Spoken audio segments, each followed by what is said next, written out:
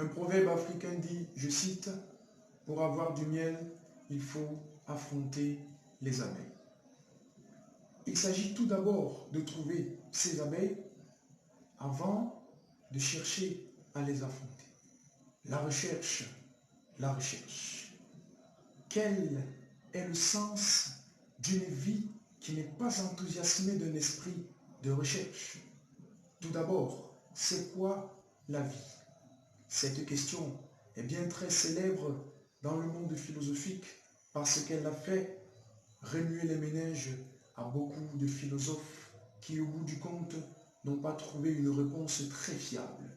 Mais l'un d'entre eux, au bout de ses spéculations, a pu contourner le mot « vie » en définissant plutôt le mot « vivre ». Et il dit, je cite, « Vivre, c'est naître, grandir et mourir ». Fin de citation. Il me semble donc que nous connaissons tous la vie quand on ne nous demande pas de quoi il s'agit, mais quand on nous demande ce que c'est que la vie, nous ne connaissons plus.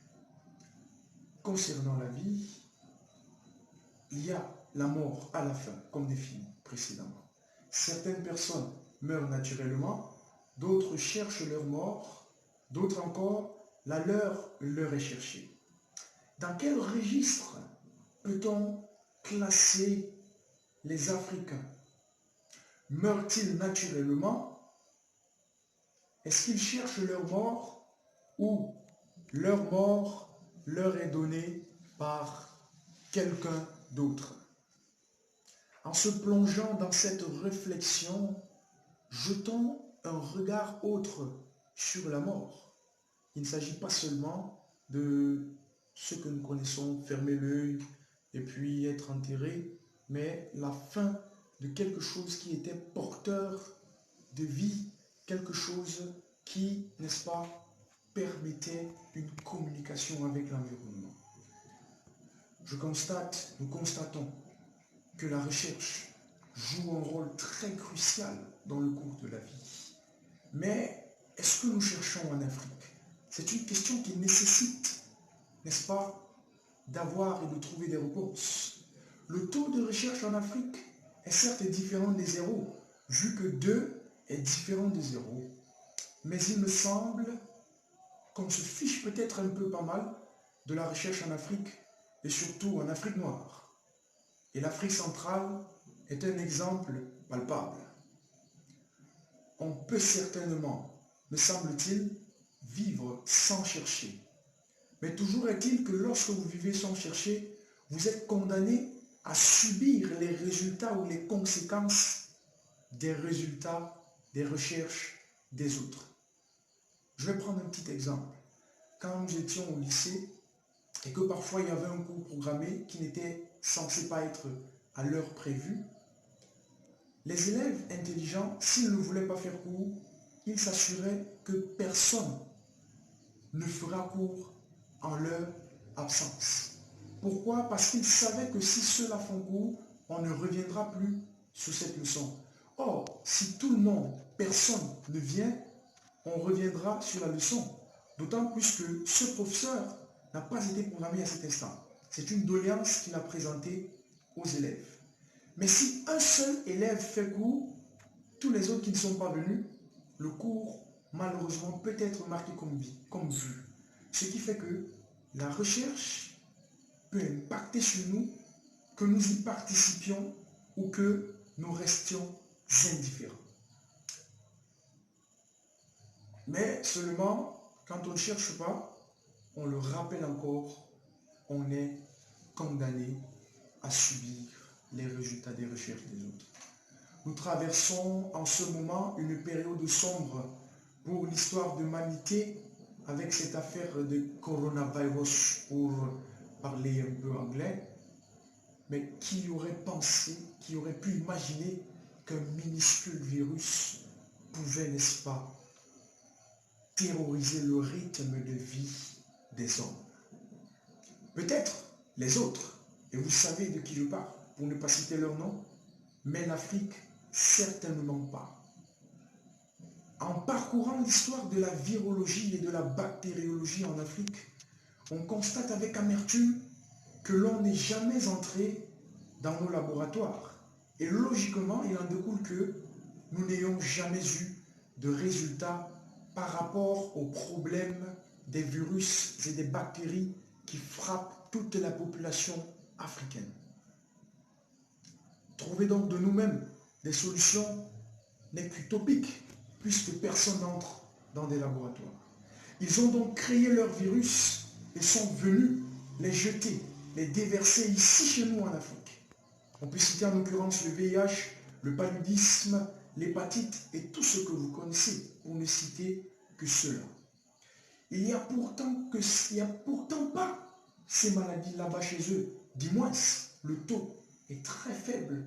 Il tend même vers zéro. Cependant, les universitaires dorment en Afrique et on les encourage parce que aucune ouverture ne leur est donnée pour qu'ils puissent manifester, n'est-ce pas, ses connaissances et leurs compétences en matière de recherche. Et puis quelquefois, ils ont des salaires. La jeunesse aussi a cultivé cet esprit d'absence de recherche. Conséquence, nous sommes voués à mourir. Tandis que les pères créateurs de ces virus-là vivent. Ils ont des vies fluorescentes. Ils brillent. Il nous a été raconté concernant le Covid-19 qu'il s'agissait, ou bien que cela est survenu, des suites d'une erreur de laboratoire. Ce qui reste encore à vérifier. Mais quand on entre dans un laboratoire, c'est pour quoi faire? Il me semble que c'est pour faire des recherches. Des recherches par rapport à un problème qui frappe la société, qui frappe la race humaine, surtout. Il est certes vrai qu'on peut chercher pour les animaux, mais ce qui est d'abord important, c'est pour les hommes. Il apparaît donc que le résultat de cette grande recherche, que certains chercheurs chinois, a-t-on dit, sont entrés dans leur laboratoire pour trouver, c'est cette pandémie. Et par conséquent, vu que c'est une pandémie, nous aussi, nous avons droit à notre part du gâteau.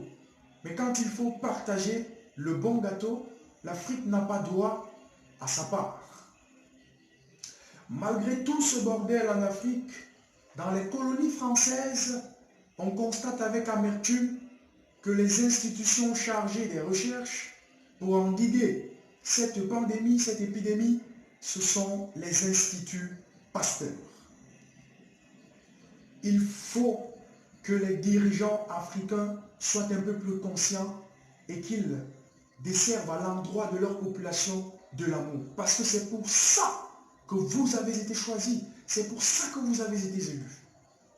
Depuis que cette pandémie a débuté, sur plus de 52 États, pas plus de 5, se sont mobilisés pour trouver des éventuelles solutions de manière scientifique. Et les quelques-uns qui se battent tant bien que mal pour trouver des réponses, ils ne reçoivent aucun soutien de la part de leur père. Ce qui est très mauvais. L'Afrique autrefois était, n'est-ce pas, remplie et pourvue d'un esprit de collaboration. Mais il me semble que la colonisation est venue plutôt nous dénaturaliser. Et pourtant, ils ont dit être venus pour nous civiliser. Nous traversons donc un moment très difficile à cet instant. C'est pourquoi il faudrait, par rapport à ces recherches, que nous saluions et encourageons, n'est-ce pas, l'initiative du président, du bravissime président malgache et Monseigneur Samuel Cléda, archevêque métropolitain de Douala, n'est pas en reste. Quand bien même nous envisageons de trouver des solutions, il faut que ces organisations dites internationales soient là pour jouer les arbitres du match. Nous avons vu tous la réaction de l'Organisation mondiale de la santé quand le bravissime président malgache a dit avoir constaté ou bien concocté une potion. Ils ont montré tout leur mécontentement. Et pourquoi? Parce que si cela s'avère être vrai, leur fameux vaccin qu'ils sont en train de mûrir dans l'ombre ne sera pas commercialisé, vu que c'est l'Afrique, le continent des cobayes, le continent des éclaireurs. C'est pourquoi la jeunesse africaine, la nouvelle génération doit se lever. Chacun selon ses moyens, chacun selon sa disponibilité et ses capacités pour dire non à cet inhumanisme, non à cette utilisation de la race noire, de la race africaine. En tant qu'humaniste, dans ma petite heure, je me sens peut-être obligé, je ne suis peut-être pas censé le dire, mais je me trouve obligé de dire que vous aussi, vous devez goûter à la mort pour voir ce que ça fait. Parce que nous avons traversé cela et vous, nous avez forcé de nous y habituer. Nous voici déjà à plus de 10 000 cas confirmés et plus de 450 morts en Afrique. L'Afrique doit payer pour son manque de recherche. Nous devons répondre à ce que nous sommes en train de traverser. Ces chiffres sont certes insignifiants devant ce que nous a brandi, n'est-ce pas, toutes ces organisations qui sont en charge de nous tenir informés de ce qui se passe de l'autre côté, en Europe, en Amérique, en Asie et partout d'ailleurs. Mais seulement, l'Afrique n'avait pas droit à un seul cas de cela parce que ce sont leurs erreurs et ils sont censés payer. Au lieu de réfléchir, cette fois-ci, scientifiquement, aussi, nos malheureux présidents, ministres et opposants veulent tout politiser. Vous devez ménager des efforts afin que nos universités, nos instituts de recherche soient équipés et construisez des hôpitaux. Ce que nous traversons devrait aussi nous faire comprendre que nous avons plus besoin des infrastructures hospitalières, éducatives et de recherche à l'africaine et selon les problèmes de l'Afrique, plutôt que de faire des stades de football, des stades de tennis, des terrains de boxe et tout ce qui va avec en matière de sport. C'est pourquoi nous devrons ouvrir les yeux et donner la priorité à ce qui est important.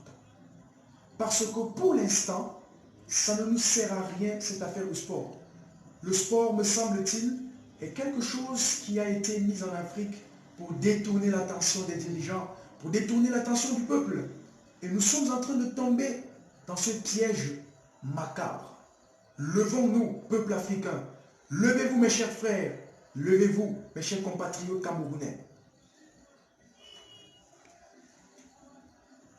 Ce sport, ce qui nous a été imposé, malheureusement, ne nous aide en rien.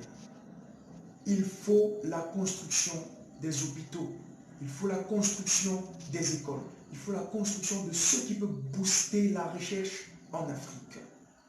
En traversant cette situation, les chefs d'État doivent comprendre cela.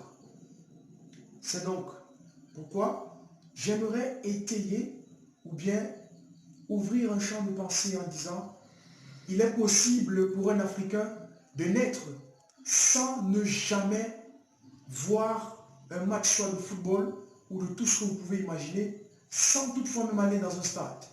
Mais on ne peut pas s'en passer d'aller à l'hôpital, d'autant plus que c'est là-bas que nous a été donnée la vie, cette fameuse vie. C'est aussi le moment pour nous de reconnaître l'importance de la santé et du personnel soignant. Je profite aussi pour saluer tous ceux-là qui sont bénévoles, qui se sont donnés volontaires pour qu'on puisse endiguer cette épidémie. Certains chrétiens aussi, stupides et endormés dans l'ignorance, doivent comprendre que le christianisme n'est pas venu nous interdire la richesse de notre médecine traditionnelle. La preuve en est, cette médecine est en train de faire ses preuves. Et avant que cette médecine moderne arrive, nous vivions, nous étions soignés de cela. Trouvons une conciliation entre ces deux-là. C'est ça qui sera le point focal et important de l'émergence de la médecine et de la santé véritable en Afrique. Afrique, lève-toi, ta gloire ne viendra que de toi. Mais avant, connais-toi. Salut, merci d'avoir écouté. Et si ça vous a plu, veuillez vous abonner et à la prochaine vidéo.